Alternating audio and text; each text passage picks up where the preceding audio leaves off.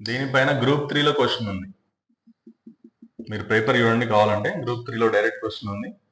తర్వాత national film awards, జాతీయ చలనచిత్ర అవార్డులు ఉన్నాయా? అది గ్రూప్ 2లో అడిగాడు direct question. Best actor Rishab Shetty idea ఉంది కదా, అది గ్రూప్ 2లో క్వశ్చన్ ఉంది చూడండి. డైరెక్ట్ క్వశ్చన్ కాదు, డిఫరెంట్ గా జతపరచండి అలా అడిగాడు మ్యాచింగ్ లో. నెక్స్ట్ వచ్చేసి మనకి